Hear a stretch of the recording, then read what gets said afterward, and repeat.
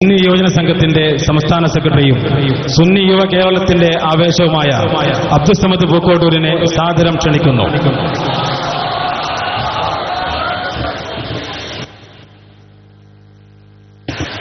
അസ്സലാമു അലൈക്കും വറഹ്മത്തുള്ളാഹി വബറകാതുഹു. അൽഹംദുലില്ലാഹ് വസ്സലാത്തു വസ്സലാമു അലാ അഷ്റഫി റസൂലില്ലാഹ് വഅലാ ആലിഹി വഅസ്ഹാബിഹിൽ ഫായിസീന ബിറിദല്ലാഹ്. അഊദു ബില്ലാഹി മിനശ് ശൈത്വാനിർ റജീം. ബിസ്മില്ലാഹിർ റഹ്മാനിർ റഹീം. ثم جعلناك على شريعة من الأمر فاتبعها ولا تتبع أهواء الذين لا يعلمون.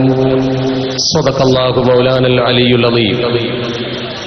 ആദരണീയരും ബഹുമാന്യരുമായ സമസ്ത കേരള ജംഇയ്യത്തുൽ ഉലമായുടെയും അതിന്റെ പോഷകഘടകങ്ങളുടെയും ബഹുമാന്യരായ പണ്ഡിത മഹത്തുക്കൾ, ഉമറാക്കൾ, പ്രിയപ്പെട്ട ജനപ്രതിനിധികൾ, ഈ മഹത്തായ സംഗമത്തിന് സാക്ഷികളായ പ്രിയപ്പെട്ട സമസ്ത കേരള ജംഇയ്യത്തുൽ ഉലമയുടെ പ്രാസ്ഥാനിക പ്രവർത്തകരെ, നേതാക്കളെ, അള്ളാഹു നമ്മെ എല്ലാവരെയും അനുഗ്രഹിക്കുമാറാവട്ടെ.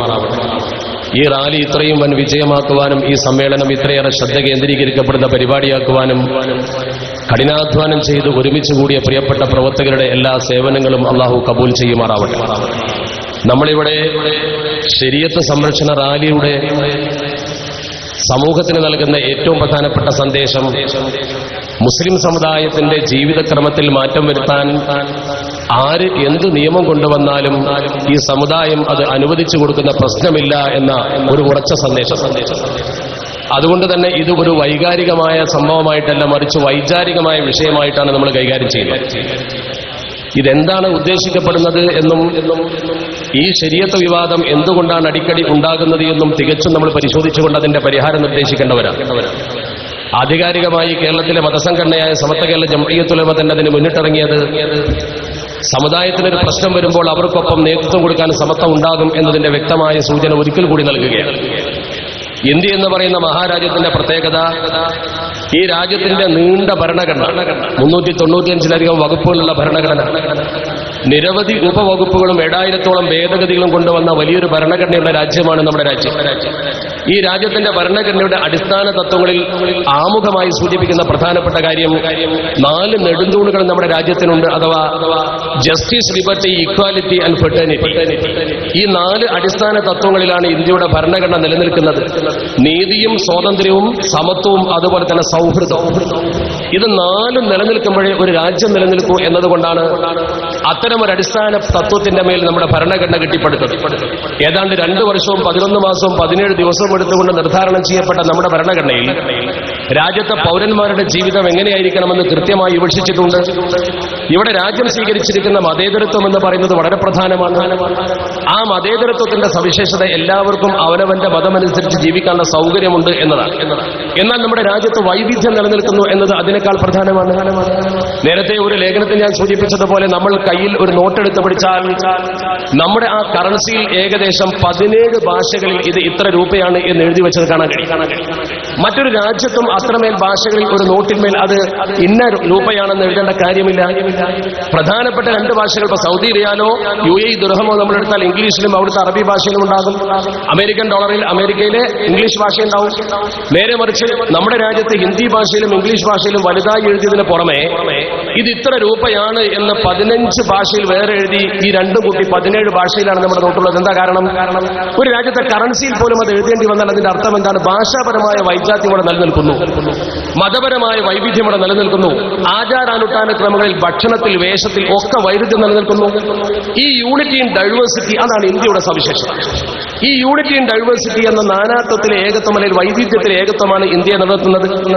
ഈ ഇന്ത്യ മഹാരാജ്യത്ത് വ്യക്തി നിയമങ്ങൾ എന്ന് പറഞ്ഞുകൊണ്ട് മുസ്ലിങ്ങൾക്കും ക്രിസ്ത്യാനികൾക്കും പാഴ്സികൾക്കും ബുദ്ധർക്കും ജൈനർക്കും പ്രത്യേക വിഭാഗങ്ങൾക്കൊക്കെ അവരുടെ ആചാരാനുഷ്ഠാന സംരക്ഷണത്തിന് വേണ്ടി പ്രത്യേകമായ നിയമങ്ങൾ ഈ രാജ്യത്തെ ഭരണഘടനയിൽ തന്നെ ഉൾപ്പെടുത്തിക്കൊണ്ട് നിർദ്ധാരണം ചെയ്യപ്പെട്ടിട്ടുണ്ട്. കോടതികളിൽ അവരുടെ കേസ് വരുമ്പോൾ ഉഭയകക്ഷികൾ ആ സമൂഹത്തിൽപ്പെട്ടവരാണെങ്കിൽ അവർക്ക് അതനുസരിച്ച് വിധി കിട്ടും. ഇത് നമ്മുടെ രാജ്യത്തെ ജനസമൂഹ സമൂഹത്തിന്റെ മതപരമായ നിലനിൽപ്പിന് നിദാനവും പ്രോത്സാഹജനകവുമായ ബുദ്ധിമാന്മാരുണ്ടാക്കിയ ഭരണഘടനയിൽ വിവക്ഷിക്കപ്പെട്ട ഭാഗത്തിന്റെ ഒരു അംശമാണ്. മുസ്ലിങ്ങളെ സംബന്ധിച്ചിടത്തോളം 1937 ബ്രിട്ടീഷ് ഗവൺമെന്റ് കാലഘട്ടത്തിൽ ഇവിടെ നിർമ്മിതമായ മുസ്ലിം പേഴ്സണൽ ലോ അഥവാ ശരീഅത്ത് ആപ്ലിക്കേഷൻ ആക്ട്, ഈ ശരീഅത്ത് ആപ്ലിക്കേഷൻ ആക്ടിൽ നമുക്ക് ചില പരിമിതമായ അവകാശങ്ങൾ ഇസ്ലാമികമായി തന്നെ ലഭ്യമാകുന്നുണ്ട്. എന്ന് പറഞ്ഞാൽ ഇന്ത്യയിലെ മുസ്ലിങ്ങൾ എല്ലാ നിയമങ്ങളും അനുസരിക്കാത്തവരല്ല. ഈ രാജ്യത്തെ സകല ക്രിമിനൽ നിയമവും നമ്മൾ അനുസരിക്കുന്നു. ഒരു ഹിന്ദു കട്ടാലും അമുസ്ലിം കട്ടാലും ആര് ചെയ്താലും മുസ്ലിം ചെയ്താലും ഒക്കെ കുറ്റമൊന്നാണ്, തെറ്റ് കോടതി ഒരുപോലെ കാണുന്നു. നമ്മൾ എന്തെങ്കിലും ഒരു പ്രശ്നത്തിൽ ഇടപെട്ടാൽ ആ പ്രശ്നത്തിൽ ഏത് ജാതിക്കാരനാണെന്ന് നോക്കി കോടതി വിധിക്കാറില്ല. നേരെ മറിച്ച് ഉഭയകക്ഷികൾ മുസ്ലിങ്ങളാകുമ്പോൾ അഥവാ വാദിയും പ്രതിയും ഒരു പ്രശ്നം കോടതിയിൽ വരുമ്പോൾ രണ്ടു കൂട്ടരും മുസ്ലിമാണെങ്കിൽ മാത്രം അവർക്ക് ശരീഅത്ത് ആപ്ലിക്കേഷൻ ആക്ട് ബാധകമാക്കുന്ന പരിമിതമായ ചില വിഷയങ്ങളുണ്ട്. അത് കൃത്യമായി പറഞ്ഞാൽ വിവാഹമോചനത്തിന്റെ അനുബന്ധമായ മാർഗങ്ങളൊക്കെ, അതുപോലെ ജീവനാംശം, മെയിന്റനൻസ് എന്ന് പറയുന്ന ജീവനാംശം, മഹർ, രക്ഷാകർതൃത്വം, പിന്തുടർച്ചാവകാശം, സ്ത്രീ സ്വത്തവകാശം, വഖഫ്, ദാനം, ട്രസ്റ്റ്. ബാക്കി നമ്മുടെ ജീവിതത്തിന്റെ മറ്റു മേഖലയിലൊന്നും ഇത് ബാധകമല്ല. ഇത് തന്നെ ഉഭയകക്ഷികൾ മുസ്ലിങ്ങളാണെങ്കിൽ മാത്രം, രണ്ടു കക്ഷികളും മുസ്ലിങ്ങളാണെങ്കിൽ മാത്രമേ അവർക്ക് ഇത് വിധി കിട്ടൂ. ഇതിന്റെ പ്രത്യേകത എന്താണ്? മുസ്ലിം സമൂഹത്തിൽപ്പെട്ട ഒരാൾക്ക് ഇങ്ങനെ ഒരു പ്രശ്നമുണ്ടായി, ആ പ്രശ്നത്തിന്റെ പേരിൽ നമ്മൾ കോടതിയെ സമീപിച്ചാൽ കോടതിയിൽ നിന്ന് അവർക്ക് മതവിധി കിട്ടും. അതും മദ്ഹബിന്റെ അടിസ്ഥാനത്തിലുള്ള വിധി അതിൽ നമുക്ക് ലഭിക്കുന്നത്. അതൊക്കെ പഴയ കാലത്ത് കൃത്യമായി ക്രോഡീകരിച്ച നിയമത്തിന്റെ അടിസ്ഥാനത്തിലും പൂർവ്വ കോടതി വിധികൾക്കനുസരിച്ചും കോടതി നിന്ന് വിധി കിട്ടും. നമ്മുടെ തൊലാഖ് സംബന്ധമായ പ്രശ്നം നമ്മൾ കോടതിയിലെത്തിച്ചാൽ, നമ്മുടെ നിക്കാഹ് സംബന്ധമായ പ്രശ്നം കോടതിയിലെത്തിയാൽ, പള്ളിയിൽ നിന്ന് കൊടുക്കുന്ന വിവാഹ സർട്ടിഫിക്കറ്റ് സ്വീകാര്യമാണ്. സാക്ഷികൾ മുഖേന തൊലാഖ് ചെല്ലിയെന്ന വാദം അവിടെ കാവി സാക്ഷ്യപ്പെടുത്തിയാൽ അത് സ്വീകാര്യമാണ്. അങ്ങനെ സ്വീകാര്യമായി നിൽക്കുന്ന ഒരു സാഹചര്യത്തിൽ യൂണിഫോം സിവിൽ കോഡ് കൊണ്ടുവന്നാൽ ഇതിനൊന്നും പ്രസക്തിയില്ലാതെയാവും. ഇന്ന് നമ്മുടെ കോടതിയിൽ ഒരു മുസ്ലിമിന്റെ പ്രശ്നം വന്നാൽ അവൻ സുന്നിയാണോ ഷിയ ആണോ എന്ന് നോക്കും. സുന്നി എന്ന വിഭാഗത്തിലാണ് നമ്മുടെ കേരളത്തിലുള്ള എല്ലാ അവാന്തര വിഭാഗങ്ങളും പെടുന്നത്. ഷിയ എന്ന് പറയുന്ന വിഭാഗം വേറെ. ഇങ്ങനെ രണ്ട് വിഭാഗമാക്കി മാത്രമാണ് നിയമകോടതിക്ക് മുമ്പിൽ മുസ്ലിങ്ങളെ വേർതിരിച്ചിരിക്കുന്നത്. ഇവിടെ ഓരോരുത്തർക്കും ഏതനുസരിച്ച് വിധിക്കണം എന്ന് പോലും കൃത്യമായി സൂചിപ്പിക്കപ്പെട്ടിട്ടുണ്ട്. നമ്മൾ ശരിക്കും പരിശോധിച്ചാൽ കാണാൻ കഴിയും. ഷെയ്ഖ് ബുർഹാനുദ്ദീൻ അലി എന്ന ഹനഫി പണ്ഡിതൻ എഴുതിയ അൽ ഹിദായ ഫിൽ ഫുറൂ എന്ന് പറയുന്ന ഗ്രന്ഥമാണ്. അവരെ സംബന്ധിച്ചിടത്തോളം അതിലൊരു ഷിയാ പണ്ഡിതൻ, അതുപോലെ തന്നെ ഷിയാ പണ്ഡിതൻ നജ്മുദ്ദീൻ ജഅഫർ ഇബ്നു മുഹമ്മദ് ഹില്ലി എഴുതിയ ശറാഇഉൽ ഇസ്ലാം എന്ന ഗ്രന്ഥം, ഇതൊക്കെ കോടതി സ്വീകരിക്കുന്ന. ഇവരുടെ ഹാമിൽട്ടൺ പരിഭാഷപ്പെടുത്തിയ ഇംഗ്ലീഷ് പരിഭാഷയുണ്ട്. അതുപോലെ തന്നെ ഷാഫികളായ നമുക്ക് വളരെ കൃത്യമായി മിൻഹാജ് അനുസരിച്ചുള്ള വിധി കിട്ടും. അതിന്റെ പരിഭാഷ കോടതിക്ക് മുമ്പിലുണ്ട്. അതുപോലെ തന്നെ മുഗൾ ചക്രവർത്തി ഔറംഗസീബ് ആലംഗീറിന്റെ നിർദ്ദേശപ്രകാരം ഷെയ്ഖ് നിസാം ബഹാവൻ പോയി എന്ന് പറയുന്ന അദ്ദേഹവും 4 പണ്ഡിതന്മാരും തയ്യാറാക്കി ക്രോഡീകരിച്ച ഫത്താവ ആലംഗീരിയുണ്ട്. ഈ സമുദായത്തിൽ ഓരോ വിഭാഗത്തിനും അതത് വിശ്വാസധാര അനുസരിച്ച് വിധി കൊടുക്കാൻ വ്യക്തമായ സംവിധാനം 937 മുഹമ്മദ് ലോയിൽ ശരീഅത്ത് ആപ്ലിക്കേഷൻ ആക്ടിലുണ്ട്. ഇവിടെ നമ്മൾ മനസ്സിലാക്കുന്ന ഒരു പ്രധാനപ്പെട്ട കാര്യം, ഒരു പോയിന്റ്, ഇത് മുസ്ലിമിന് മാത്രം ബാധകമാണ്. രണ്ടാമത്തെ പോയിന്റ്, മുസ്ലിമിനും ഇത് വേണമെങ്കിൽ വേണ്ടെന്ന് വെക്കാം. നമ്മുടെ സമൂഹത്തിന് ആർക്കെങ്കിലും ഇതിന് താല്പര്യമില്ലെങ്കിൽ അവർ കോടതിയിൽ പോയിട്ട് എനിക്ക് ആ വിധി വേണ്ടെന്ന് പറഞ്ഞാൽ മതി. ഒരാൾക്ക് ഇസ്ലാമിൽ നിന്ന് പുറത്തു പോകാനും മുസ്ലിം ആചാരം ഞാൻ അനുഷ്ഠിക്കുന്നില്ല എന്ന് പറയുന്ന സ്വാതന്ത്ര്യം ഉണ്ടല്ലോ. അതുപോലെ തന്നെ ഉഭയകക്ഷികൾ മുസ്ലിങ്ങളാണെങ്കിൽ മാത്രമേ കേസിൽ ഇത് ബാധകമാക്കൂ. ഒരു മുസ്ലിമും ഒരു അമുസ്ലിമും തമ്മിലുള്ള കേസിൽ ഇത് ബാധകമല്ല. അതേപോലെ തന്നെ ഇന്നുവരെ മുസ്ലിങ്ങൾക്ക് ഇങ്ങനെ ഒരു അവകാശം വകവെച്ച് കിട്ടിയത് കൊണ്ട് ഒരു അമുസ്ലിമിനും പരാതി ഉണ്ടായിട്ടില്ല. നമ്മുടെ വഖഫോ നമ്മുടെ സ്വത്തോ നമ്മുടെ പിതൃ സ്വത്തോ ഓഹരി ചെയ്യുന്ന വിഷയത്തിൽ അന്യർക്ക് എന്ത് കാര്യമുണ്ട്? ആരും അത് പരാതിപ്പെട്ടിട്ടില്ല. അങ്ങനെ ഒരു പരാതി ഉയർന്നിട്ടുമില്ല മതപരമായി.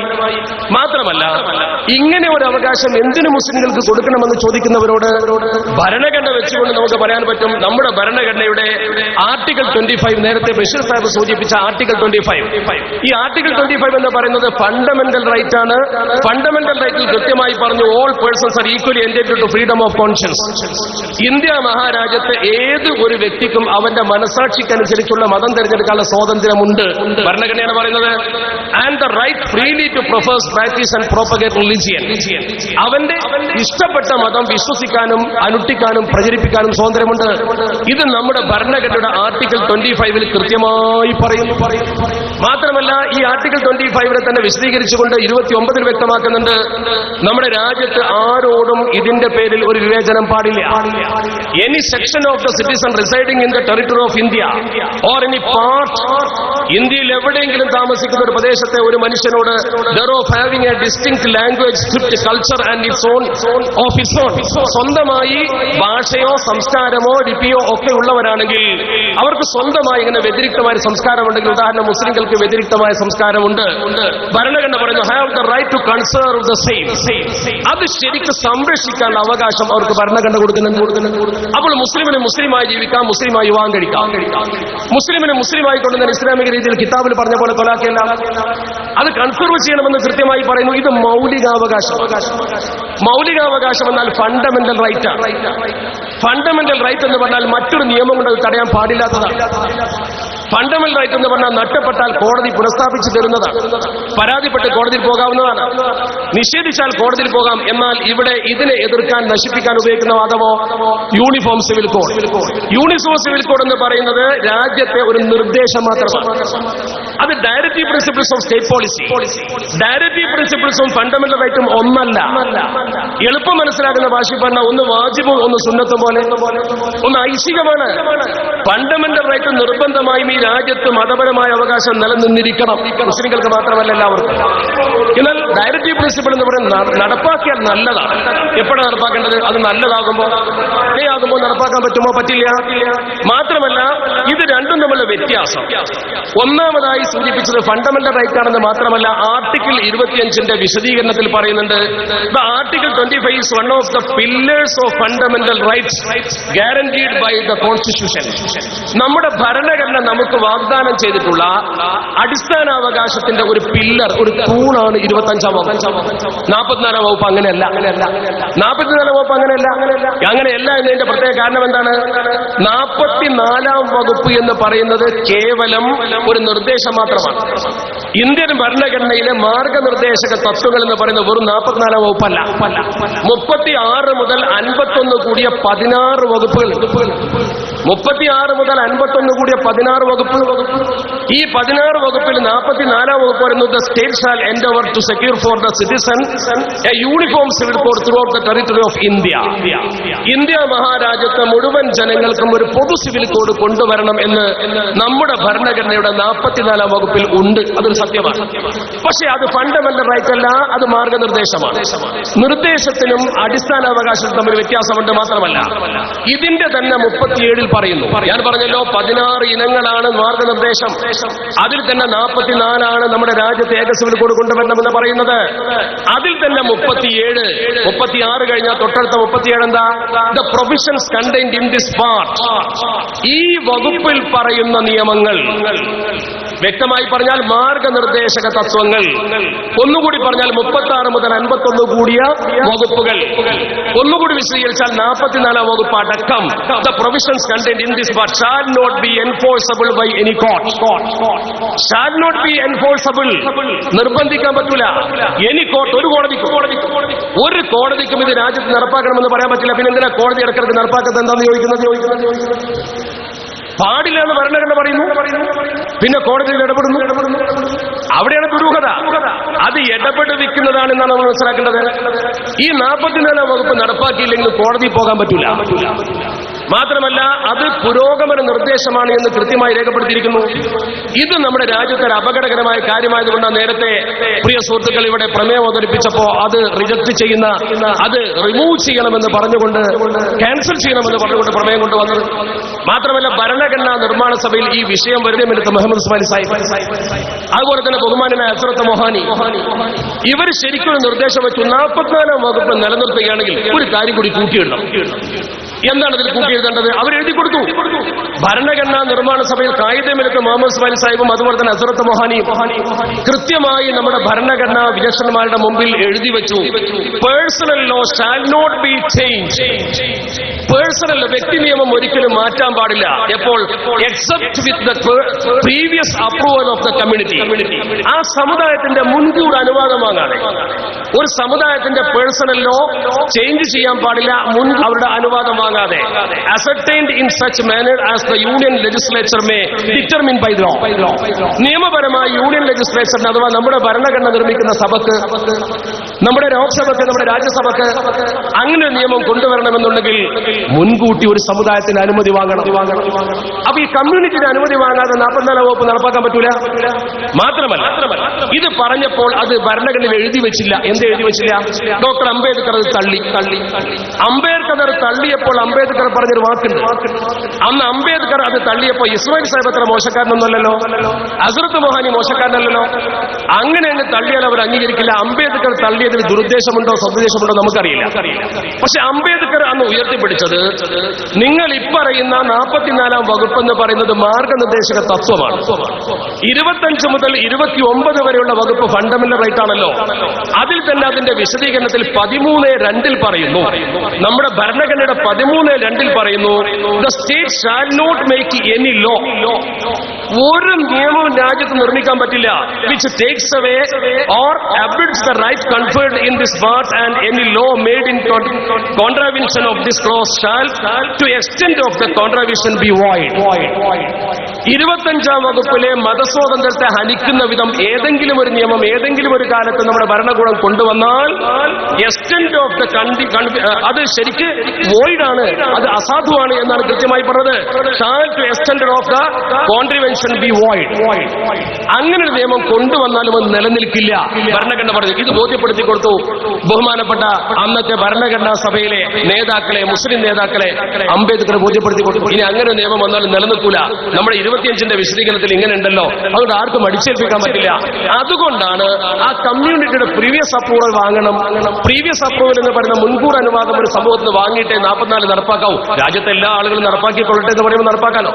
അങ്ങനെ നടപ്പാക്കേണ്ട ഒരു കാര്യം അങ്ങനെ ഒരു അപ്രൂവൽ വാങ്ങാതെ നടപ്പാക്കാൻ കഴിയില്ല. അതുകൊണ്ടായിരിക്കാം അങ്ങനെ ഒരു അപ്രൂവൽ കിട്ടുമോ എന്ന് പരിശോധിക്കാൻ ഒരു കമ്മീഷനെ വെച്ച് പുതിയ ഒരു ചോദ്യ പേപ്പർ തയ്യാറാക്കി, പരീക്ഷാ പേപ്പർ തയ്യാറാക്കിയുള്ളത്. നമ്മൾ പറയുന്നു അത്തരം ഒരു ചോദ്യ പേപ്പർ തയ്യാറാക്കി 16 ചോദ്യങ്ങൾ കൊണ്ടുവന്നപ്പോ നമ്മുടെ രാജ്യത്തെ ലോ കമ്മീഷനെ ചുമതലപ്പെടുത്തിക്കൊണ്ട് സമൂഹത്തെ ആ രീതിയിൽ ഒരു അപകടത്തിൽ ചാടിക്കാൻ ശ്രമിച്ചപ്പോ ഞങ്ങൾ ഉറപ്പിച്ചു പറയുന്നു, ഞങ്ങൾക്ക് ചിന്തിക്കുന്ന നേതൃത്വമുണ്ട്, ബുദ്ധിയുള്ള മുസ്ലിം നേതാക്കളുണ്ട്. അത്തരം നേതാക്കളുള്ള കാലത്തോളം അത്തരം വഞ്ചനയിൽ മുസ്ലിം സമൂഹത്തെ കൊടുക്കാൻ ആർക്കുമാവില്ല. നമുക്കൊരു നേതൃത്വമുണ്ട്. അതുകൊണ്ട് തന്നെ ചിന്തിക്കണം. ഞാൻ പറയുന്നു വരുന്ന ഓരോ പോയിന്റ് മനസ്സിലാക്കണം. വികാരപരമായിട്ടല്ല, വിചാരപരമായിട്ടാണ് പറയുന്നത്. ഒന്ന്, ഈ അവകാശം മതാവകാശം അടിസ്ഥാനാവകാശമാണ്. 2, 44 വകുപ്പ് മാർഗനിർദ്ദേശം മാത്രമാണ്, അടിസ്ഥാനാവകാശമല്ല. 44 നടപ്പാക്കിയില്ലെങ്കിൽ കോടതിക്ക് ഇടപെടാൻ പറ്റില്ല. മതാവകാശം ഇവിടെ സ്ഥാപിച്ച് കിട്ടാൻ കോടതിയിൽ പോകാം. സ്വയം സന്നദ്ധരാവാതെ സമൂഹത്തിന് മേലത് അടിച്ചേൽപ്പിക്കാൻ പാടില്ല. ഇനി ഇവരിത് നടപ്പാക്കുന്നത് രാജ്യത്തിന്റെ പുരോഗതി ലക്ഷ്യം വെച്ചുകൊണ്ടാണോ? അങ്ങനെയാണെങ്കിൽ അതിന്റെ മുമ്പ് നടപ്പാക്കേണ്ടതുണ്ടല്ലോ. രാജ്യത്ത് സമയബന്ധിതമായി നടപ്പാക്കേണ്ട കാര്യമുണ്ട്. അതാണ് 45-ാം വകുപ്പ്. അത് മാർഗനിർദ്ദേശത്വമല്ലേ? The state shall endeavor to provide within a period of 10 years from the commencement of this constitution. From the commencement of this constitution, രാജ്യത്തിന്റെ ഭരണഘടന നിലവിൽ വന്നതിന്റെ 10 കൊല്ലത്തിന്റെ ഉള്ളിൽ, രാജ്യത്തെ ഭരണഘടന നിലവിൽ വന്ന് 10 കൊല്ലത്തിന്റെ ഉള്ളിൽ എന്തു ചെയ്യണം? For free and compulsory education for all children until they complete the age of 14 years. 14 വയസ്സ് പൂർത്തിയാകും മുമ്പ് കുട്ടികൾക്ക് നിർബന്ധ സൗജന്യ വിദ്യാഭ്യാസം കൊടുക്കണം. ഫ്രീ എഡ്യൂക്കേഷൻ, കമ്പൽസറി എഡ്യൂക്കേഷൻ കൊടുത്തോ നമ്മുടെ രാജ്യത്ത്? 14 വയസ്സ് പൂർത്തിയാകുമ്പോൾ കൊടുക്കണം. എപ്പോൾ? രാജ്യത്ത് ഭരണഘടന നിലവിൽ വന്ന് 10 കൊല്ലത്തിനുള്ളിൽ. കൊടുക്കാൻ പറ്റിയോ? കൊടുക്കാൻ പറ്റിയിട്ടില്ല. അതല്ലേ നടപ്പാക്കാൻ ശ്രമിക്കേണ്ടത്? 10 കൊല്ലം നടത്താത്തതിന്റെ പ്രായശ്ചിത്തം 10 കൊല്ലം മുമ്പ് ഭരണഘടന നിലവിൽ വന്ന് 10 കൊല്ലത്തിനുള്ളിൽ നടപ്പാക്കേണ്ടത് ഒരു 7-10 കഴിയാൻ പോകുന്നല്ലോ. എങ്കിൽ ആ 6-10ന്റെ ഒരു പ്രായശ്ചിത്തമായിട്ടെങ്കിലും പെട്ടെന്ന് അത് നടപ്പാക്കാനല്ലേ ശ്രമിക്കേണ്ടത്? മാത്രമല്ല പെണ്ണിന്റെ കണ്ണീര് കണ്ടിട്ട് സഹിക്കുന്നില്ല എന്നാ പറയുന്നത്. അങ്ങനെയാണെങ്കിൽ നേരത്തെ ഇവിടെ ബഷീർ സാഹിബ് സൂചിപ്പിച്ച പോലെ പെണ്ണിന്റെ കണ്ണീരൊപ്പാൻ 47-ാം വകുപ്പ് ഒന്ന് നടപ്പാക്കിക്കൂടെ? 47-ാം വകുപ്പ് മാർഗനിർദ്ദേശ തത്വമാണല്ലോ. Prohibition of the conception except for medicinal purpose.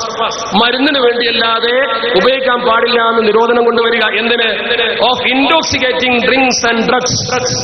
Intoxicating drinks and drugs എന്ന് പറഞ്ഞാൽ which are injurious to health. മനുഷ്യ ശരീരത്തിന് ഹാനികരമായ ലഹരി പദാർത്ഥങ്ങളും അതുപോലെ തന്നെ കള്ളും അത് നിരോധിക്കാൻ നിയമം കൊണ്ടുവരണമെന്ന് പറയുന്നു. അത് നിരോധിച്ചാൽ എത്ര സ്ത്രീകൾക്ക് കണ്ണീരൊപ്പാൻ കഴിയും? എത്ര കുടുംബ തകർച്ച അവസാനിക്കും? മാത്രമല്ല 46-ാം വകുപ്പ് അതിൽ തന്നെയല്ലേ? പ്രൊട്ടക്ട് ദം, അതായത് ദുർബല ജനവിഭാഗത്തെ പ്രത്യേകിച്ച് ഹരിജനങ്ങളെ പിന്നോക്കക്കാർ എടുത്തു ധരിച്ചുകൊണ്ട് പറയുന്നു protect them from social injustice and all forms of exploitation. എല്ലാ ചൂഷണത്തിൽ നിന്നും അവരെ മോചിപ്പിക്കണമെന്ന് പറയുന്നു. ഭരണഘടനയിൽ ഈ പറയുന്നത് ഹരിജനങ്ങളെ മോചിപ്പിക്കാൻ വല്ലതും ചെയ്തോ? നിർബന്ധ സൗജന്യ വിദ്യാഭ്യാസം കൊടുക്കാൻ വല്ലതും ചെയ്തോ? പോഷകാഹാര ലഭ്യതയ്ക്ക് എല്ലാവർക്കും വല്ലതും ചെയ്തോ? അതുപോലെ തന്നെ നമ്മുടെ രാജ്യത്ത് സ്ത്രീകൾക്ക് തുല്യവേതനം തുല്യ ജോലിക്ക് കൊടുത്തോ? ഇതൊക്കെ ഈ ഭരണഘടനയിലെ 16ഓളം വരുന്ന വകുപ്പുകൾ പറയുന്നുണ്ടല്ലോ. അതൊന്നും നടപ്പാക്കാതെ 44ലേക്ക് ചാടാൻ കാരണം എന്താ? ഈ രാജ്യത്ത് എത്ര ദളിത് പീഡനം നടക്കുന്നു? ഭരണഘടനയിൽ എഴുതി വെച്ചിരിക്കുന്നു ദളിത് പീഡനം അവസാനിപ്പിക്കണം. എത്രത്തോളം? ഓൾ ഫോംസ് ഓഫ് എക്സ്പ്ലോയിറ്റേഷൻ അത് നിർത്തണമെന്ന. ഒരു ദളിത് കുട്ടിയെ ചുട്ടുകൊല്ലുകയും വെടിവെച്ച് കൊല്ലുകയും ചെയ്തപ്പോൾ അതിനെതിരെ വന്ന പ്രതിഷേധത്തെ ഒരു കേന്ദ്രത്തിലെ ഒരു മന്ത്രി എന്താ പറഞ്ഞത്? പട്ടികൾക്ക് തുല്യമായി വ്യാഖ്യാനിച്ചു. ഈ ഭരണഘടന നിലനിൽക്കുന്ന രാജ്യത്ത് ശരിയായോ? നമ്മുടെ കേരളത്തിൽ പോലും ജാതീയത അവസാനിച്ചിട്ടില്ലല്ലോ. തിരുവനന്തപുരത്ത് നിന്ന് ഒരു IG രജിസ്ട്രേഷൻ IG പേര് ഞാൻ പറയുന്നില്ല, ഒരു മലയാള പത്രം എഡിറ്റോറിയൽ എഴുതി. ഏതാണ്ട് 3 വർഷം മുമ്പാണ് എന്റെ ഓർമ്മ. രജിസ്ട്രേഷൻ IG റിട്ടയറായി പിരിഞ്ഞു പോകുന്നു. അയാൾ പിരിഞ്ഞു പോയ സമയത്ത് അയാൾ ഇരുന്ന കസേരയും അയാളുടെ ഓഫീസ് റൂമും അയാളുടെ കാറും ചാണകമടിച്ച് തളിച്ച് കഴുകി കേരളത്തിൽ. എന്താ കാരണം? അയാൾ പിന്നോക്കക്കാരനായിരുന്നു, അയാൾ ഹരിജനായിരുന്നു. അടുത്ത് വരുന്ന ആൾക്ക് നിർദ്ദേശം ആദ്യം ഓഫീസിലാണ് കൊടുത്തത്, കഴുകണം ചാണകമടിച്ച്. കേരളത്തിലാണ് ചെയ്തത്. ഈ രീതിയിലുള്ള ചൂഷണം ഹരിജനങ്ങൾക്കെതിരെ നടക്കുന്ന രാജ്യത്ത് ഈ നിയമം എന്തേ നടപ്പാക്കാൻ ശ്രമിക്കാത്തത്? ലക്ഷ്യം രാജ്യപുരോഗതിയല്ല, അൺടച്ചബിലിറ്റി. ഈ രാജ്യത്ത് ഇപ്പൊ നിൽക്കുന്നില്ലേ? ഐത്തം ഇപ്പോഴും നിലനിൽക്കുന്നില്ലേ? ഗാന്ധിജി രാഷ്ട്രപിതാവ് എന്നും പറഞ്ഞു untouchability is the crime against God and man. നമ്മുടെ ഇല്ലന്റെ മേൽ പണ്ട് എഴുതി വെച്ചു, ഇല്ലന്റെ പോയപ്പോൾ നമ്മൾ മറന്നതാ. അസ്പൃശ്യത ഈശ്വർ और मानव के प्रति अपराध है എഴുതി പ്രചരിപ്പിച്ച് എന്ത് നടപ്പാക്കാത്തത്? എന്ത് അത് നിരോധിക്കാത്തത്? നമ്മുടെ രാജ്യത്ത് ഏക സിവിൽ കൊണ്ടുവരുന്ന ആളുകൾ. അപ്പോൾ ഇവർ പറയുന്നത് ഇന്ത്യയെ ഏകീകരിക്കണമെന്ന്. ഈ ഒരു രാജ്യത്തെ ഏകീകരിക്കുന്നതിൽ ഇന്ന് വരെ മുഹമ്മദല്ലോ എന്ത് തടസ്സമാണെന്നത്? അതുപോലെ തന്നെ രാജ്യത്ത് ഈ ഏക സിവിൽ കോഡ് ഇല്ലാത്തതിന്റെ പേരിൽ എന്ത് പ്രശ്നമാണ് ഇന്ത്യ ഏകീകരിക്കുന്നിടത്തുണ്ടായത്? നമ്മൾ ആരെങ്കിലും ഇന്ത്യ മഹാരാജ്യത്തോടൊപ്പം നിൽക്കാൻ നിന്നിട്ടുണ്ടോ? മാത്രമല്ല മുസ്ലിങ്ങൾക്ക് മാത്രമല്ലല്ലോ ഈ നിയമമുള്ളത്. ഈ നിയമം മുസ്ലിങ്ങളെ പോലെ മറ്റുള്ളവർക്കും പ്രത്യേകമായി ഉണ്ടല്ലോ. സിഖ് സമുദായത്തെ കുറിച്ച് നോക്കും നിങ്ങൾ. നമ്മൾ ആരെങ്കിലും പൊതുസ്ഥലത്തൊരു വാള് കൊണ്ട് നടന്നാൽ, ഒരു കത്തി അരയിൽ തിരികെ നമ്മൾ നടന്നാൽ, ഒരു വാഹനത്തിൽ നമുക്ക് കയറാൻ പറ്റൂല. നേരെ മറിച്ച് സിഖുകാരനോ the wearing and carrying of kirpans, ധരിക്കുകയും കയ്യിൽ പിടിച്ചു നടക്കുകയും ചെയ്യാൻ കൃപാൻ വാള് shall be deemed to be included in the profession of the Sikh religion. സിഖുകാരുടെ മതത്തിൽ അത് ജീവിത വൃത്തിയുടെ ഭാഗമാണ്. അവന് ശരിക്ക് വാളുകൊണ്ട് നടക്കാം. ഒരു സിഖുകാരനെതിരെ ബൈക്കിൽ പോകുന്ന സമയത്ത് വലിയ തലപ്പാവ് കെട്ടിപ്പോയാൽ പോലീസ് ഹെൽമെറ്റ് വെക്കാത്തതിന് പിടിക്കൂല. ഉസ്താദ് എത്ര വലിയ തലക്കെട്ട് കെട്ടിയില്ലെങ്കിലും പിടിക്കും. ഉസ്താദിന്റെ തലക്കെട്ട് ബാധകല്ല. ഉസ്താദിന് വേറെ നിയമമാണ്, സിഖുകാരന് വേറെ നിയമമാണ്. അതാണ് നമ്മുടെ രാജ്യത്തുള്ള പേഴ്സണല്ലോ. ഇത് എടുത്തു നീക്കി ഒന്നാക്കണമെന്ന് പറയുന്നത് എന്താ? സിഖുകാരൻ അങ്ങനെ വാള് കൊണ്ട് നടക്കുന്നവർ നമുക്ക് പ്രയാസമൊന്നുമില്ല. കാരണം അതവന്റെ മതാചാരമാണ്, നമ്മൾ ഇടപെടുന്നില്ല. ഈ ഒരു പശ്ചാത്തലം ഇന്ത്യയിൽ നിലനിൽക്കുമ്പോൾ നമ്മളോട് രണ്ടാമത്തെ ഒരു ചോദ്യം ചോദിക്കുന്നുണ്ട്. മുസ്ലിം രാജ്യങ്ങളിലൊക്കെ ശരീരത്തെ പലപ്പോഴും മാറ്റിയല്ലോ. എന്തുകൊണ്ട് നിങ്ങൾക്ക് ഇത്ര വാശി? മുസ്ലിം രാജ്യങ്ങളിൽ എവിടെയും ശരീരത്തെ പൊളിച്ചെഴുതിയിട്ടില്ല. എന്താ കാരണം? അത് പൊളിച്ചെഴുതാൻ പറ്റില്ല. പക്ഷേ മുസ്ലിം രാജ്യങ്ങളുടെ ഭരണകൂടങ്ങൾ കൊണ്ടുവരുന്ന നിയമങ്ങളൊന്നും ഇസ്ലാമികമായി കൊള്ളുന്നില്ല. ഇസ്ലാമിന് നിരക്കാത്ത നിയമങ്ങൾ ഭരണകൂടത്തിന്റെ സൗകര്യത്തിന് കൊണ്ടുവന്നു വരാം. അതൊന്നും മുസ്ലിങ്ങൾക്ക് ബാധകമല്ല. അതുകൊണ്ട് മുസ്ലിങ്ങൾ അതിൽ ഇടപെടുന്നില്ല. മുസ്ലിങ്ങൾ പറയുന്നത് ഞങ്ങളുടെ നിയമം ഖുർആനികമാണ്. അള്ളാഹുവിന്റെ പരിശുദ്ധ ഖുർആന്റെ നിയമമനുസരിച്ച് ജീവിക്കുന്ന ഞങ്ങൾക്ക് മതപരമായി ജീവിക്കാൻ അവകാശം ഭരണഘടന തന്നിട്ടുണ്ടെങ്കിൽ പരിശുദ്ധ ഖുർആൻ ഒരു കൈയിലും ഇന്ത്യൻ ഭരണഘടന മറുകൈയിലും പിടിച്ചുകൊണ്ട് ഈ നാടിന്റെ മോചനത്തിന് പോരാടിയ വീരദുർത്തി മരിച്ച വാര്യംകുന്നന്റെ മണ്ണിൽ സംഗമിച്ച ജനങ്ങൾ അത് നേടുക തന്നെ ചെയ്യും. നമ്മുടെ അവകാശമാണ്, ഔദാര്യമല്ലല്ലോ. അവകാശത്തിന് പേര് തലകുനിക്കേണ്ട കാര്യമെന്താ? ബുന്ദേൽഖണ്ഡിലെ മഹാപരിവർത്തൻ റാലിയിൽ സംബന്ധിച്ചുകൊണ്ട് ബഹുമാന്യനായ ഇന്ത്യൻ പ്രധാനമന്ത്രി പ്രസംഗിച്ചു. ഇന്ത്യയിലെ സ്ത്രീകളെ സംബന്ധിച്ചിടത്തോളം അവർക്ക് മുസ്ലിങ്ങളാണെങ്കിൽ വലിയ പ്രയാസമുണ്ട്. ഇന്ത്യയിലെ മുസ്ലിം സ്ത്രീകളുടെ ജീവിതം നശിപ്പിക്കാൻ ഇനി അനുവദിക്കില്ല, മുത്തലാഖ് നിരോധിക്കും. ഈ മുത്തലാഖ് നേരത്തെ ഇവിടെ സൂചിപ്പിച്ചതുപോലെ അതൊരു ചൂണ്ടയാണ്. എന്താ കാരണം? അതിൽ മുസ്ലിം സംഘടനകൾക്ക് അഭിപ്രായ വ്യത്യാസമുണ്ടെന്ന് അവർക്കറിയാം. അപ്പൊ നമ്മളെ ഭിന്നിപ്പിച്ച് അഭിപ്രായം സ്വീകരിപ്പിക്കുക. 2, സ്ത്രീകളുടെ ഒരു പിന്തുണ ചിലപ്പോൾ ഇതിന് കിട്ടാൻ സാധ്യതയുണ്ട് എന്നതുകൊണ്ടും പൊതുസമൂഹത്തിൽ ഇത് തെറ്റായി വ്യാഖ്യാനിക്കാൻ സൗകര്യമുണ്ട് എന്നതുകൊണ്ടും നമ്മുടെ സമൂഹത്തിൽ ശരീഅത്ത് പൊളിച്ചെഴുതണമെന്നൊരു വാദഗതി കൊണ്ടുവരിക. പണ്ട് EMS നമ്പൂതിരിപ്പാട് ഉയർത്തിയത് അതാണ് 4 പെണ്ണ് കെട്ടുന്ന ഏർപ്പാടെന്ന് പറഞ്ഞുകൊണ്ട്. മതത്തിന്റെ വിഷയങ്ങൾ ശരിക്കറിയാത്ത ആളുകൾക്ക് ഇത്തരം വിഷയം എറിഞ്ഞു കൊടുത്തുകൊണ്ട് അവരെ കൊണ്ട് പ്രതികരിപ്പിച്ച് അത് സമൂഹത്തിൽ ചർച്ചാ വിഷയമാക്കണമെന്ന ദുഷ്ടലാക്കിൽ നിന്ന് ഉത്ഭൂതമായ പ്രവർത്തനത്തിന്റെ ഭാഗമായിട്ട് അതിനെ കാണാൻ കഴിയും. അങ്ങനെ തന്നെ മനസ്സിലാക്കണം. സത്യത്തിൽ മുസ്ലിം സ്ത്രീയുടെ കണ്ണീരൊപ്പാൻ വരുന്ന പ്രധാനമന്ത്രിയുടെ കഥ എന്താ? പ്രധാനമന്ത്രി ഗുജറാത്തിൽ എത്ര പെൺകുട്ടികളുടെ ജീവൻ പോകുന്ന കണ്ടു. കുടിച്ചിട്ടില്ലേ? കൊന്നു കുടിച്ചിട്ടില്ലേ? സംജോത എക്സ്പ്രസിന്റെ അവസ്ഥ നമ്മൾ കണ്ടില്ലേ? ഗർഭസ്ഥ ശിശുവിനെ ശൂലത്തിൽ കുത്തി ഉയർത്തിയ ഗുജറാത്തിന്റെ മണ്ണ്. അന്നെന്റെ ഒരു പെണ്ണിന്റെ ഗർഭത്തിൽ കിടക്കുന്ന കുട്ടിയെ തൃശൂലത്തിൽ കുത്തി തീയിലിട്ട് ചുട്ടുകരിക്കുമ്പോ ആ കണ്ണീര് പ്രധാനമന്ത്രി കണ്ടിട്ടില്ലല്ലോ. ഇന്ത്യൻ പ്രധാനമന്ത്രിയായി സത്യപ്രതിജ്ഞ ചെയ്യുന്ന സമയത്ത് വിദേശ പ്രതിനിധികൾ വന്നുകൊണ്ട് പത്രക്കാർ ചോദിച്ചല്ലോ, എവിടെ നിങ്ങളുടെ പ്രധാനമന്ത്രിയുടെ ഭാര്യ? റോയിട്ടറിന്റെ പ്രതിനിധികളുണ്ടായിരുന്നു, BBC-യുടെ പ്രതിനിധികളുണ്ടായിരുന്നു. ഗുജറാത്തിൽ അദ്ദേഹം മുഖ്യമന്ത്രിയാകുമ്പോൾ അത് ശ്രദ്ധിക്കപ്പെടില്ല. ലോകത്തിന്റെ പ്രധാനമന്ത്രിയാകുമ്പോൾ ലോകം ശ്രദ്ധിക്കും. ലോകമാധ്യമങ്ങൾ വന്നുകൊണ്ട് ചോദിച്ചപ്പോൾ അദ്ദേഹത്തിന്റെ ഭാര്യയെക്കുറിച്ച് പിന്നീട് അന്വേഷിച്ചപ്പോൾ ബോധ്യപ്പെട്ടു, യശോദ ബെൻ എന്ന് പറയുന്ന ഒരു പെൺകുട്ടി. ആ പെൺകുട്ടിയെ വിവാഹം കഴിച്ച് അദ്ദേഹം വഴിയാധാരമാക്കി. ആ പെണ്ണിനെ പിന്നെ ഏറ്റെടുത്തില്ല. ആ പെണ്ണ് പത്രക്കാരോട് പറഞ്ഞു, സ്വന്തം പെണ്ണിന്റെ കണ്ണീരൊപ്പാൻ കഴിയാത്ത പ്രധാനമന്ത്രി മുസ്ലിം പെണ്ണിന്റെ കണ്ണീരൊപ്പാൻ യോഗ്യനല്ല. നമ്മളെന്താ പറയുന്നത്? നമ്മുടെ സമൂഹത്തിൽ പറയുന്നത് മുത്തലാഖ് മാത്രമാണ്. അതുപോലെ തന്നെ നിങ്ങൾ നോക്കൂ, ഈ രാജ്യത്ത് 8 സുപ്രധാന മതങ്ങളുണ്ട്. അതുപോലെ തന്നെ നിരവധി ആചാരങ്ങളുണ്ട്. ഈ രാജ്യത്ത് ഒരു ഹിന്ദു യുവാവ് ഒരു മുസ്ലിം പെണ്ണിനെ പ്രണയിച്ചു. ആ മുസ്ലിം പെണ്ണിനെ പ്രണയിച്ച യുവാവിന് ഹിന്ദുവായ ഭാര്യയുണ്ട്. ഭാര്യ ഉടക്കി വെച്ചു. ഇയാൾ മതം മാറി മുസ്ലിമായി വിവാഹം കഴിച്ചു. മുസ്ലിമായി വിവാഹം കഴിച്ചപ്പോൾ ഭാര്യ കോടതിയിൽ പോയി. കോടതി ആ വിഷയം ഏറ്റെടുത്തു. 2ാം വിവാഹം റദ്ദ് ചെയ്തു. 1ാം വിവാഹം പുനഃസ്ഥാപിച്ചു കൊടുത്തു. മതി. അതേ സമയത്ത് കോടതി ചെയ്ത പണി എന്താ? ഇത് ഒരു പൊതു സിവിൽ കോഡ് ഇല്ലാത്തത് കൊണ്ടാണ് ഇയാൾ ഇങ്ങനെ മതം മാറി വിവാഹം കഴിച്ചത്. പൊതു സിവിൽ കോഡ് വേണമെന്ന് കുൽദീപ് സിംഗും RM സഹായിയും പറഞ്ഞു. അങ്ങനെ പറയാൻ കോടതിക്ക് എന്ത് അവകാശമാണുള്ളത്? ഈ രാജ്യത്ത് ഇഷ്ടം പോലെ കുടുംബടവത്തിൽ നടക്കാറില്ലേ? ആളുകൾ പരസ്പരീ ഗമനം നടത്താറില്ലേ? നിയമങ്ങൾ ഇവിടെ ഭദ്രമാണ്. ഭദ്രമായ നിയമമുള്ള ഒരു രാജ്യത്ത് ആ ഭദ്ര നിയമം ശരിക്കും പാലിക്കാൻ ബോധവൽക്കരണമാണ് ആവശ്യം. നിയമം പൊളിച്ചെഴുതലല്ല. ഇസ്ലാമിൽ ബഹുഭാരിത്വമുണ്ട്, ശരിയാണ്. കാരണം ഒരാണും പെണ്ണും വിവാഹം കഴിക്കുമ്പോൾ ചില നിബന്ധനകളൊക്കെ പരിശുദ്ധ ദീൻ കൽപ്പിച്ചിട്ടുണ്ട്. പിരിയേണ്ട ഘട്ടം വന്നാൽ പിരിയേണ്ടി വരും. ഞാൻ ഓർക്കുന്നു, മഹാനായ ശൈഖുനാ ശംസുലമ മഹാനവർകൾ അല്ലാഹു അദ്ദേഹത്തിന്റെ ഖബർ വിശാലമാക്കി കൊടുക്കുമാറാവട്ടെ. 984 തുടങ്ങി 86 അവസാനിച്ച പോരാട്ടത്തിന് നേതൃത്വം കൊടുക്കുമ്പോ അദ്ദേഹത്തിന്റെ ഒരു പ്രസിദ്ധമായ പ്രസംഗമുണ്ട്. ഒരാണും പെണ്ണും ഒരിക്കലും യോജിച്ചു പോകാത്തൊരു ഘട്ടം വന്നാൽ പിരിയാൻ അവസരമില്ലെങ്കിൽ ആ വീടാണ് ഭൂമിയിലെ നരകം. ശൈഖുനാ ശംസുലമയുടെ വാചകമാണത്. ഇവിടെ ഈ മുത്തലാഖിന്റെ പേരിൽ മുസ്ലിം ഉമ്മത്തിനെ കൊച്ചാക്കുന്ന ആളുകളോട് വളരെ വിനയപരിസരം 1-2 കാര്യങ്ങൾ സൂചിപ്പിക്കാതിരുന്നാൽ തെറ്റായിരിക്കും. മുത്തലാഖ് എന്ന് പറയുന്നത് 3 തൊലാഖ്. ഈ 3 തൊലാഖ് തന്നെ വേണമെന്നില്ല പരിശുദ്ധ ദീനുൽ ഇസ്ലാമിൽ. പെണ്ണിനെ വിവാഹം മോചിതയാക്കാൻ 1 തൊലാഖ് മതി. പിന്നെ 3 തൊലാഖ് എന്തുകൊണ്ടെന്ന് ചോദിച്ചാൽ അനിയന്ത്രിത തൊലാഖ് ഇസ്ലാമിൽ ഉണ്ടായിരുന്നല്ലോ. പെണ്ണിനെ വിവാഹം കഴിക്കുന്നു, തൊലാഖ് ചെല്ലുന്നു, ഇദ്ദ കഴിഞ്ഞ് തിരിച്ചെടുക്കുന്നു, പിന്നെയും തൊലാഖ് ചെല്ലുന്നു, പിന്നെയും തിരിച്ചെടുക്കുന്നു, പിന്നെയും തൊലാഖ് ചെല്ലുന്നു, പിന്നെയും തിരിച്ചെടുക്കുന്നു. വലിയ പീഡനം. പുറത്തു പോകാനും ഈ പെണ്ണിന് പറ്റില്ല, ഇവന്റെ അടുക്കൽ പൊറുക്കാനും കഴിയില്ല. അത്തരമൊരു ഘട്ടത്തിൽ ഇസ്ലാം പറഞ്ഞു 2 തൊലാഖേ പറ്റൂ, 3ാമത് ചൊല്ലിയാൽ അവൾ പുറത്താണ്. അത്തൊലാഖ് മറത്താനി പരിശുദ്ധ ഖുർആൻ പറഞ്ഞു. 3ാമത് തൊലാഖ് ചൊല്ലിയാൽ അവന്റെ തൊലാഖിന്റെ അവകാശം കഴിഞ്ഞു. ആ പെണ്ണിനെ പിന്നെ മറ്റൊരാൾ വിവാഹം കഴിക്കണം. അയാൾ മോചിപ്പിച്ചാൽ മാത്രം അയാൾക്ക് പിന്നീട് വിവാഹം കഴിക്കാൻ കഴിയുമെന്നല്ല ഇസ്ലാം പഠിപ്പിക്കുന്നത്.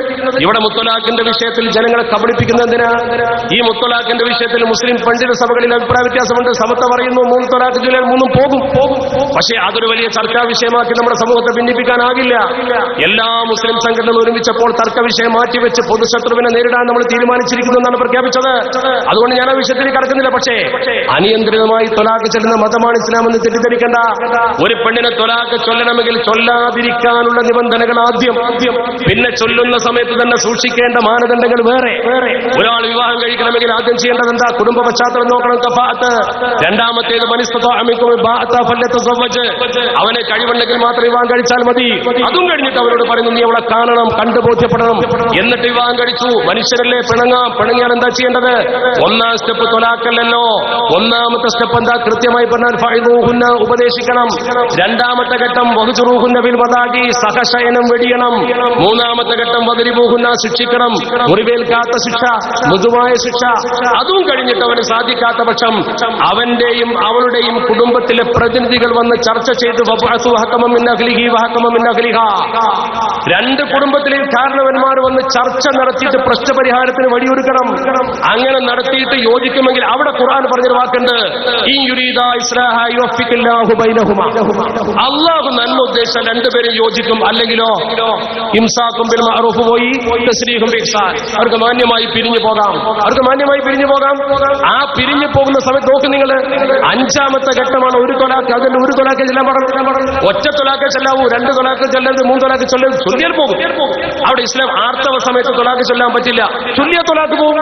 ഒരു അവിവേകി ചൊല്ലി തെറ്റിയതോ തൊലാഖില്ലേ പോയി എന്നതുപോലെ എന്നതുപോലെ ഇവൻ തൊലാഖ് ചൊല്ലിക്കഴിഞ്ഞാൽ ഇക്കാലത്ത് സംരക്ഷണം നടത്തണം, ആ കാലത്ത് അവന് മടക്കിയെടുക്കാം. ഈ നിബന്ധനകളൊക്കെ പാലിക്കുമ്പോൾ ഇത് വിശദീകരിച്ച് പറയാൻ സമയമില്ലാത്തതുകൊണ്ടാണ് പണ്ഡിതന്മാർ വിശദീകരിക്കും. അങ്ങനെ ഇസ്ലാമിൽ തൊലാഖ് ഒഴിവാക്കാനാണ് പറയുന്നത്. ഇനി അഥവാ തൊലാഖ് ചൊല്ലേണ്ടി വന്നാൽ പോലും അള്ളാഹുവിന്റെ പരിശുദ്ധതയും പഠിപ്പിച്ചു. അബു അൽ ഹലാലാണ്, അള്ളാഹ് ഏറ്റവും വെറുപ്പുള്ള അനുവദനീയ കാര്യമാണ്. ഒന്നുകൂടി പഠിപ്പിച്ചു, ഒരാളൊരു പെണ്ണിനെ തൊലാഖ് ചെയ്യില്ല, അള്ളാഹുവിന്റെ അർശ് സിംഹാസനം പ്രകമ്പനം കൊള്ളുമെന്ന് അഷ്റഫുൽ ഖൽഖ് മുഹമ്മദ് മുസ്തഫ. എന്നാൽ ഇന്ത്യയിലോ മുസ്ലിം സ്ത്രീക്ക് വേണമെങ്കിൽ 939 നിയമം അനുസരിച്ച് കോടതിയിൽ പോയി വിവാഹമോചനം തേടാം. അവൾക്ക് കോടതിയിൽ വിവാഹമോചനം നടത്താൻ അവസരമുണ്ടല്ലോ. 955 ഹിന്ദു വിവാഹ നിയമം കൊണ്ടുവന്നപ്പോ അതുവരെ ഒരു അമുസ്ലിം സ്ത്രീക്ക്, ഹിന്ദു വിശ്വാസമനുസരിച്ച് ജീവിക്കുന്ന സ്ത്രീക്ക് വിവാഹമോചനത്തിന് വകയുണ്ടായിരുന്നില്ല. ആ നിയമം നെഹ്റു കൊണ്ടുവന്നപ്പോൾ നെഹ്റു എതിർത്ത ആളുകളിലെ ഇവിടെ പെൺകുട്ടികൾക്ക് സ്വത്തവകാശം അച്ഛന്റെ സ്വത്തിൽ കൊടുത്തു, മരുമക്കത്തായി മാറ്റിയിട്ട്. അന്ന് നെഹ്റുവിന്റെ മുഖത്ത് നോക്കി പലരും പറഞ്ഞെന്താ, ഈ അച്ഛന്റെ സ്വത്തിൽ പെൺകുട്ടിക്ക് അവകാശം കൊടുക്കുന്നത് മുസ്ലിം നിയമത്തിൽ നിന്ന് കടമെടുത്തതാണ്, അത് ഇന്ത്യയെ നശിപ്പിക്കുമെന്ന് പ്രസംഗിച്ച ആളുകളുണ്ട്. അത് ഇന്ത്യയെ നശിപ്പിക്കുമെന്ന് എഴുതിയ പത്രങ്ങളുണ്ട്. അതിന്റെ കോപ്പികളൊക്കെ ഇന്നും ലഭ്യമാണ്. ഇപ്പോഴത്തെ കേന്ദ്ര ലോ കമ്മീഷന്റെ മുമ്പിൽ, BS ചൗഹാന്റെ മുമ്പിൽ 16 ചോദ്യങ്ങൾ നമുക്ക് അദ്ദേഹം തന്നിട്ടുണ്ട്. കേന്ദ്രമന്ത്രി രവിശങ്കറിന്റെ നിയമ മന്ത്രാലയം ലോ കമ്മീഷൻ അയച്ച കത്തിൽ പറയുന്നത് 3 കാരണങ്ങളാണ് സിവിൽ കോഡ് നടപ്പാക്കാൻ പ്രയാസം.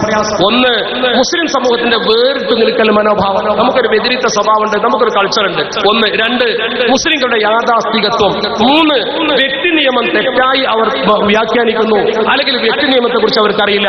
ഞങ്ങൾ മന്ത്രിയോട് പറയുന്നു, ഞങ്ങളുടെ വ്യക്തി നിയമത്തെ കുറിച്ച് ഞങ്ങൾക്ക് വ്യക്തമായ ബോധ്യമുണ്ട്, ഞങ്ങളുടെ വ്യക്തി നിയമത്തെ ഒരിക്കൽ ഞങ്ങൾ തെറ്റായി വ്യാഖ്യാനിക്കുന്നില്ല. ഞാൻ ദീർഘിപ്പിച്ചു കൊണ്ടുപോകുന്നതിൽ 1-2 കാര്യം കൂടി പറയട്ടെ. ഇവിടെ മുത്തലാഖിന്റെ പേര് പറഞ്ഞുകൊണ്ട് സമൂഹത്തിൽ തെറ്റിദ്ധാരണ പരത്താനാണ് ശ്രമമെങ്കിൽ അത് ബോധവൽക്കരിക്കാൻ യോഗ്യരായ പണ്ഡിത നിര നമ്മുടെ മുമ്പിലുണ്ട്.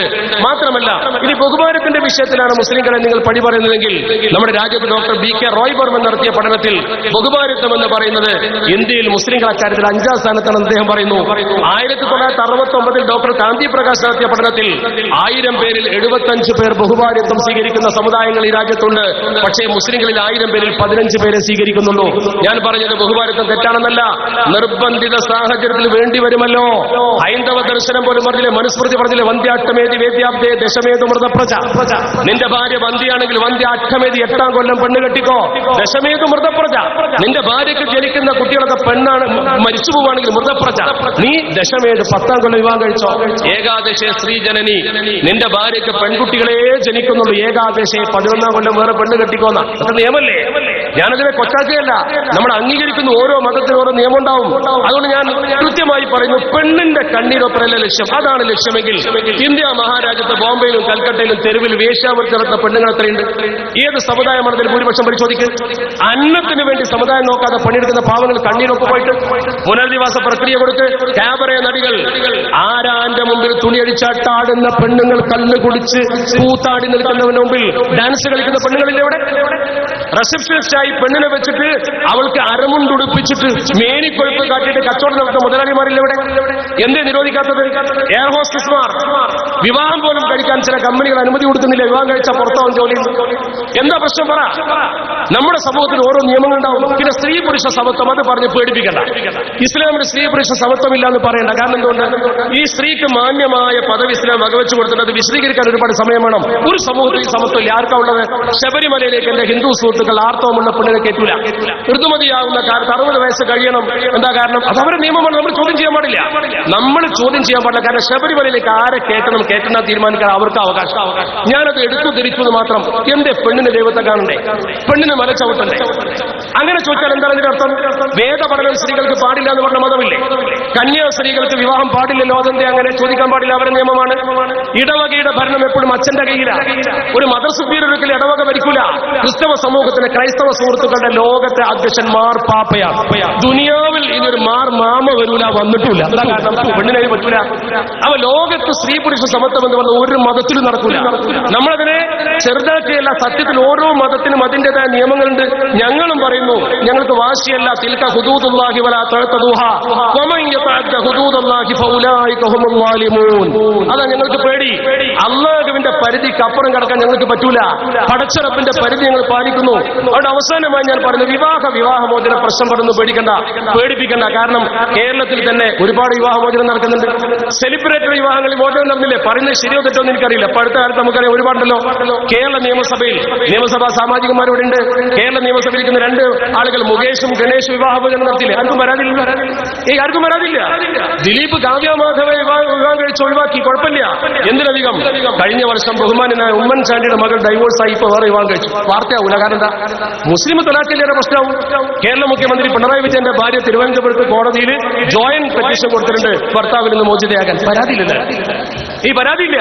മുസ്ലിങ്ങൾ എവിടെയെങ്കിലും ഒരു തലാഖില്ലാതെ വലിയ വിഷയമായതാരാ? അത് അവരുടെ കുറ്റമല്ല. മീഡിയകളാണ് ഇങ്ങനെ ചെയ്യുന്നത്. മീഡിയക്കാരോട് ഞങ്ങൾ പറയുന്നു, ഇസ്ലാമിന്റെ തൊലാഖിനെ കുറിച്ച് വിവാഹത്തെ കുറിച്ച് പഠിച്ചിട്ട് പ്രതികരിച്ചാൽ മതി. എവിടെയെങ്കിലും ഒരു തൊലാഖ് നടക്കുമ്പോഴേക്കും കുഴപ്പം കാണിക്കണ്ട. എടുത്തു ചാടി തൊലാഖ് ചൊല്ലൽ ഇസ്ലാമിന്റെ മാനദണ്ഡമല്ല. മദ്യപിക്കാൻ ഇസ്ലാം അനുമതി കൊടുത്തില്ല. മദ്യപാനിയുണ്ട് എന്ന പോലെ എടുത്തു ചാടി തൊലാഖ് ചെല്ലുന്നവർ ഇസ്ലാമിൽ ഉണ്ടാവും. പക്ഷെ അത് ഇസ്ലാമിനെ സാമാന്യവൽക്കരിക്കരുത്. അതുപോലെ തന്നെ ഈ രാജ്യത്തെ നടപ്പാക്കാൻ പ്രകടന പത്രികയിൽ എഴുതി പിടിച്ച BJP-ക്കാരോട് ഞങ്ങൾ പറയുന്നു, നിങ്ങൾ RSSന് വേണ്ടിയാണ് പണിയെടുക്കുന്നതെങ്കിൽ ഒരു കാര്യം ഞങ്ങൾ തീർത്തു പറയുന്നു, ഇന്ത്യയുടെ മോചനത്തിന് വേണ്ടി പടപൊരുതിയ വാര്യംകുന്നത്തെ കുഞ്ഞഹമ്മദാക്കൾ, ഖാദിരിയ ത്വരീഖത്തിന്റെ ആത്മീയ നായകൻ ആലി മുസ്ലിയാർ, മമ്പുറന്നങ്ങൾ മഹദൂമുമാർ, ഉമർ ഖാദിയും പാങ്ങിൽ അഹമ്മദ് കുട്ടി മുസ്ലിയാരും, ലവക്കുട്ടിയും കുഞ്ഞലവിയും, ചമ്പ്രശ്ശേരി തങ്ങളും കട്ടിലശ്ശേരി മൗലവും MP നാരായണ മേനോനും ചോര കൊണ്ട് ചിത്രം വരച്ച് വാങ്ങിയ സ്വാതന്ത്ര്യത്തിന്റെ ഭൂമിയിലായി ആളുകൾ ഇരിക്കുന്നത്. ഞങ്ങളുടെ ചങ്കിലെ ചോര കൊണ്ട് ഇന്ത്യയുടെ സ്വാതന്ത്ര്യം വാങ്ങിയിട്ടുണ്ടെങ്കിൽ മതാവകാശം ഞങ്ങൾ സംരക്ഷിക്കുക തന്നെ ചെയ്യും. ഒരു വിട്ടുവീഴ്ചയും ഈ സമൂഹം അതിൽ ചെയ്യുന്ന പ്രശ്നമില്ല. ഞങ്ങൾക്ക് അതിന് നേതൃത്വം കൊടുക്കാൻ ധൈര്യവും സ്ഥൈര്യവുമുള്ള പണ്ഡിത സഭയുണ്ട്. അഖലാഖിനെ കൊന്നുകൊണ്ടും ബീഫിന്റെ പേര് കലാപം സൃഷ്ടിച്ചുകൊണ്ടും ഗർഭാപസി കൊണ്ടുവന്നുകൊണ്ടും മല്ലേശപ്പ കൽബുർഗിയെയും പെരുമാൾ മുരുകനെയും ഒക്കെ നശിപ്പിച്ചുകൊണ്ടും സുധീന്ദർ കുൽക്കർണിയുടെ തലയിൽ കരിയോയിൽ ഒഴിച്ചുകൊണ്ട് പ്രശ്നമുണ്ടാക്കിക്കൊണ്ടും BJP-ക്കാരെ മുന്നോട്ട് പോകുമ്പോ വിനയപൂർവ്വം കൈപൂക്കിക്കൊണ്ട് ചോദിക്കട്ടെ, എന്താ RSSന്റെ തത്വം? എന്താണ് RSSന്റെ അടിസ്ഥാന പ്രമാണം? മാനവ സേവയാണ് മാധവ സേവ, ജനസേവയാണ് ജനാർദ്ദന സേവ, നരസേവയാണ് നാരായണ സേവ. നിങ്ങൾ മനുഷ്യനെ സേവിച്ചോ കൊന്നോ? നിങ്ങൾ മനുഷ്യനെ ബുദ്ധിമുട്ടിച്ചോ? എന്ത് ചെയ്തു? നിങ്ങൾ UP ഇലക്ഷൻ കണ്ടുകൊണ്ടാണ് നിങ്ങൾ ചെയ്യുന്നെങ്കിൽ ഒരു കാര്യം പറയുന്നത്, ഇലക്ഷൻ വരും പോകും. ഇന്ത്യ മഹാരാജ്യത്തെ നശിപ്പിക്കാൻ ശ്രമിക്കരുത്. ഇനി ഇന്ത്യക്കൊരു വിഭജനം താങ്ങാൻ കഴിയില്ല. ഞങ്ങളാരും ഇന്ത്യ വിഭജിച്ചതിന് അനുകൂലമല്ല. ഇന്ത്യയിൽ മുസ്ലിമേതര പ്രദേശം കെട്ടിപ്പടുക്കാൻ RSSന്റെ അജണ്ടയുണ്ട്. ആ അജണ്ടയാണ് നേരത്തെ ഇന്ത്യയെ വിഭജിച്ചത്. ഇവിടെയൊക്കെ ഉടനെ പ്രവർത്തിക്കണം. ഷാനവാസ് MP ഇവിടെ വന്നിട്ടുണ്ട്. കോൺഗ്രസിന് ഉത്തരവാദിത്തമുണ്ട്. ഇന്ത്യയിൽ ഒരു ഉയർന്ന രാഷ്ട്രീയ പാർട്ടി KPCC ഈ ഏകസ്വരിൽ കൊണ്ട് എതിർക്കുന്നു എന്ന് പറഞ്ഞൊരു വലിയ സന്തോഷമുണ്ട്. ആ രീതിയിൽ തന്നെ മതേതര ജനാധിപത്യ കക്ഷികൾ ഒന്നിച്ചെന്നാൽ ഈ അപകടത്തെ ചെറുക്കാൻ കഴിയും. ആ അപകടത്തെ ചെറുക്കാൻ നമുക്കൊപ്പം എല്ലാവരും നിൽക്കണം. അതുകൊണ്ടാണ് ഞങ്ങൾ പറയുന്നത്, ഞങ്ങൾ ഈ നിയമത്തെ ഒരിക്കലും അനുകൂലിക്കുന്നില്ല. We reject uniform civil code.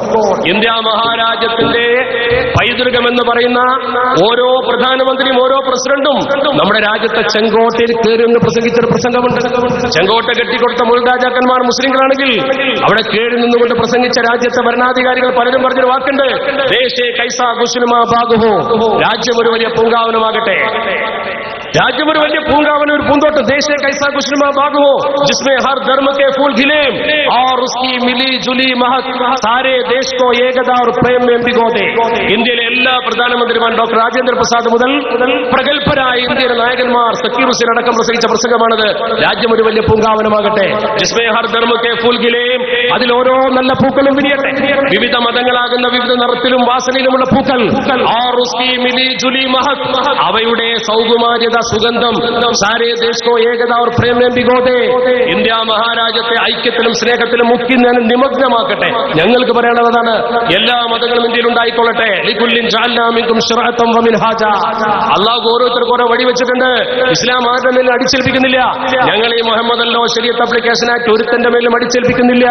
ഞങ്ങൾക്ക് സ്വകാര്യ ജീവിതത്തിൽ പാലിക്കേണ്ട ഞങ്ങളുടെ മതപരമായ അടിസ്ഥാനാവകാശമാണ്. ഇത് ഫണ്ടമെന്റൽ റൈറ്റിൽപ്പെട്ടതാണ്. അതുകൊണ്ട് മാർഗനിർദ്ദേശക തത്വം കൊണ്ടുവന്നുകൊണ്ട് അതിനെ ഹനിക്കാൻ ആര് ശ്രമിച്ചാലും ശരി, നിങ്ങൾ ചെയ്യുന്നത് ഭരണഘടനയോടുള്ള വെല്ലുവിളിയാണ്, മുസ്ലിങ്ങളോടുള്ള വെല്ലുവിളിയല്ല, രാജ്യത്തോടുള്ള വെല്ലുവിളിയാണ്, രാജ്യത്തിന്റെ അടിസ്ഥാന തത്വത്തോടുള്ള വെല്ലുവിളിയാണ്. ആ വെല്ലുവിളി ചെറുക്കാൻ ഈ സമൂഹം പ്രതിജ്ഞാബദ്ധമാണ്. ഡൽഹിയിൽ ഇരുന്നു കൊണ്ട് ഇന്ദ്രപ്രസ്ഥിരിക്കുന്ന പ്രധാനമന്ത്രിയോടും കൂട്ടാളികളോടും ഞങ്ങൾ പറയുന്നു, മുസ്ലിം കമ്മ്യൂണിറ്റിക്കെതിരാണ്.